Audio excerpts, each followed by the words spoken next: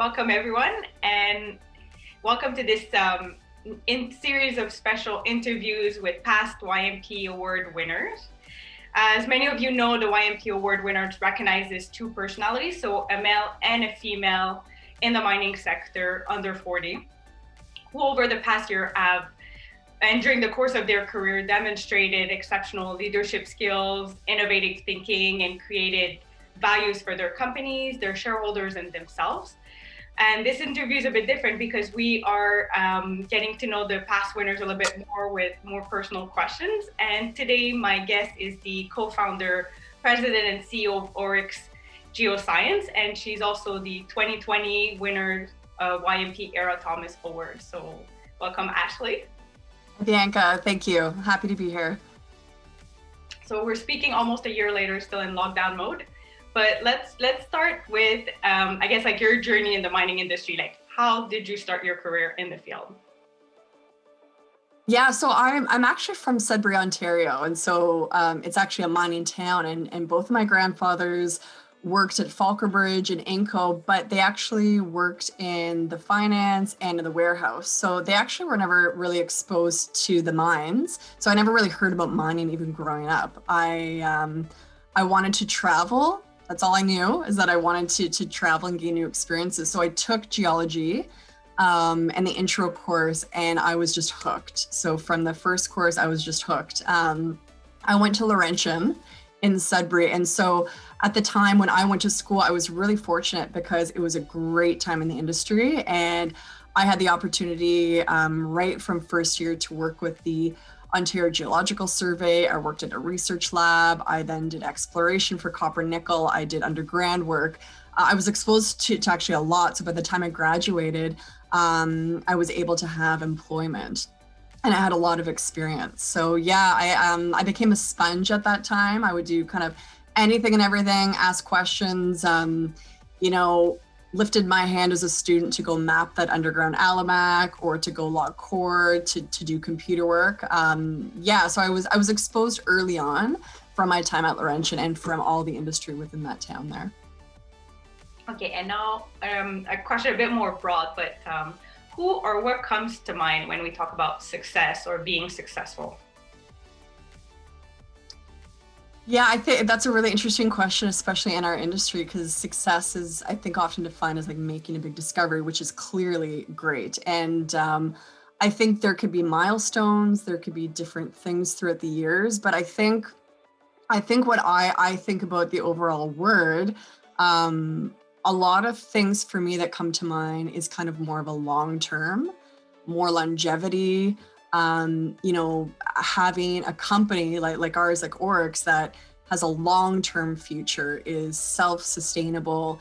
It's going to thrive in 2020 and it's going to thrive in 20 years from now because we're in a cyclical industry. And so to me, success is being able to have that kind of long-term plan, which means you have employees as well that can have a long-term career path with you. You could increase your shareholder value over a longer period of time, contribute new ideas to our industry over a period of time. So I do think about that kind of longevity as well as legacy. So I often think about, at the end of the day, in 20, 30 years, hopefully longer than that with our company, we want to be known really for our integrity, for quality of work, and for really creating value and coming up with really creative industry partnerships. So in my mind, it's more of a longer term thing. Right. And is there someone, it could be more than one person, but you look up to in the industry? Yeah, I would say there's probably a lot of people. Whenever I think about that question, I often think about people or experiences or different companies or teams that I've worked with that kind of sparked something. And whether it was sparking, a new way of thinking, or maybe somebody that was an early champion of mine. And so I do think about, honestly, my first year professor, even Dr. David Pearson, who had the amazing ability to communicate science and complex things in a really simple and inspiring way. And I thought that is something that that a lot of people could really benefit from, because you can have a really good idea, but to communicate it well is actually hard.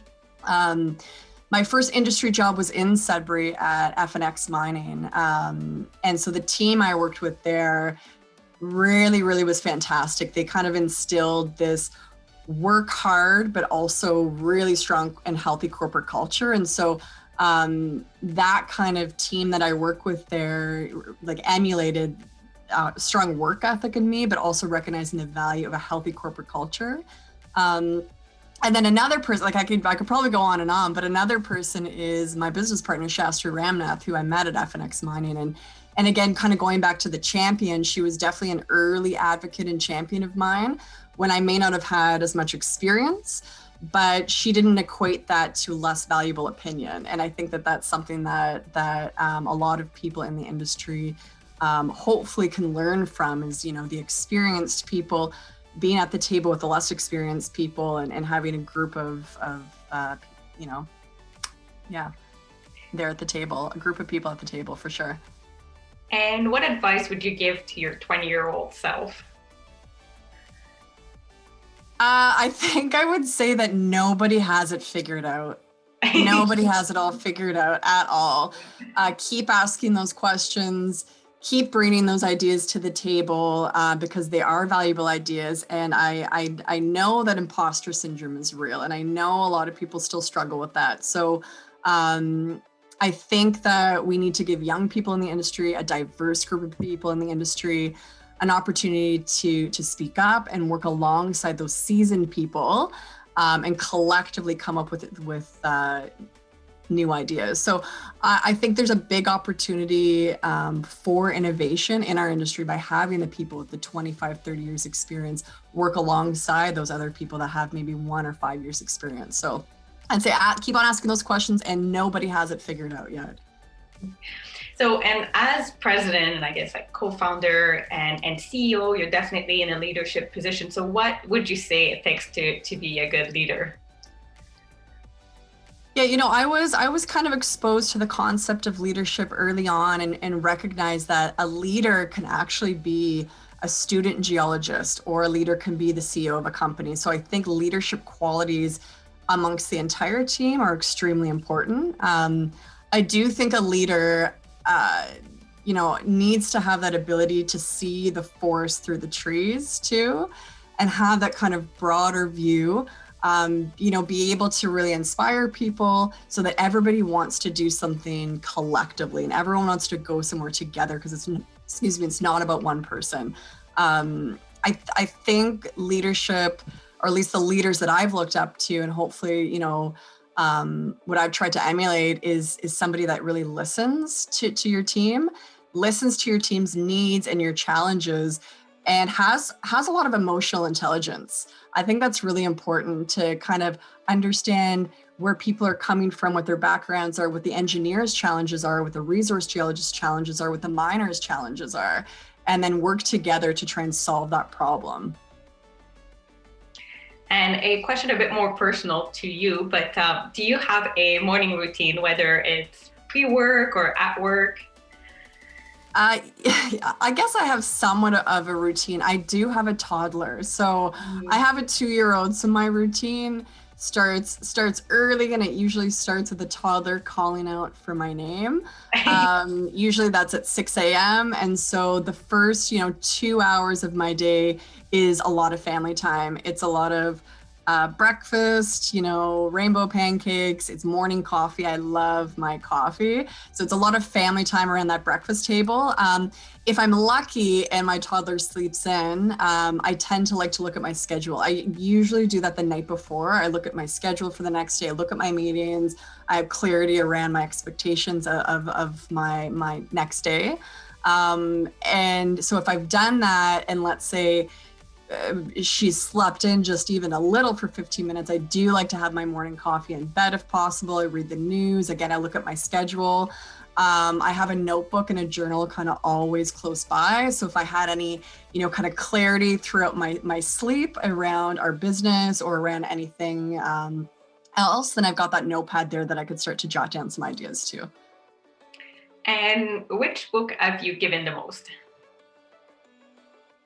Which book? Well, I really love hearing about all the different books that people are reading. I actually find that the thing that I've given people the most is actually notebooks, Oh, um, with pens and just a blank notebook. And they're usually really nice with nice, it's a nice hardbound notebook, just because it opens a possibility to a lot of different things. So I've given a lot of notebooks. interesting. I have given the book The Alchemist, which I really enjoy, and I guess I've shared a paper. There is a paper by Irving and Redding, and it's all about how to write as a geologist, and that even goes down to a simple sentence, a paragraph, how to write properly so that you can have a really good idea, but you need to articulate it in a way that actually makes sense. So that paper I actually found has been great. So I could pass that along to you too if you'd like. Interesting. Absolutely. Brilliant. Yeah. Is there any plans you can share with us for 2021, whether it's in your role or at the company itself? Yeah, 2021, I think everyone in the industry is realizing it's really exciting. We are resilient, we're adapting to our times, and there's a lot of really good things going on. We started Orix 9 years ago in a downturn, and so this for us is fantastic. I think there's a lot of new opportunities here. There's definitely a shortage of geologists in our industry, so I think we position ourselves well to have a boutique firm. We just appointed a few of our internal team members to new roles, and they're going to be focusing on things like optimizing new technology for our clients and things like that. The main goal for us is expanding our reach. We've got the team, we've got the skill sets. So now it's expanding our reach so that people know who we are and know that you could come to us anytime as your geology team. And any last piece of advice you would like to give to our YMP audience? Yeah, like I mentioned, it's a really exciting time right now. And so I guess the one insight that I've learned, and I'm still learning throughout my career, is be a sponge still, say yes to new experiences. If you're a core logger at a mine, ask to go and job shadow the underground crew and map underground.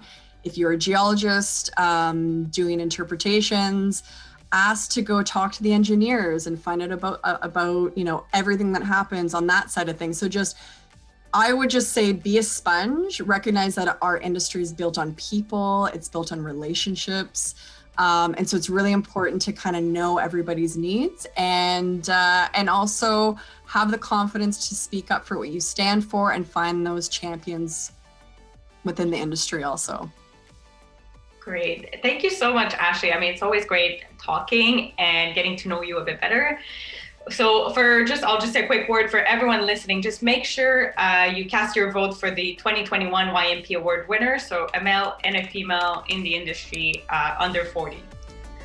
Thanks, Ashley. Thank you, Bianca. Thank you so much. Okay, take care.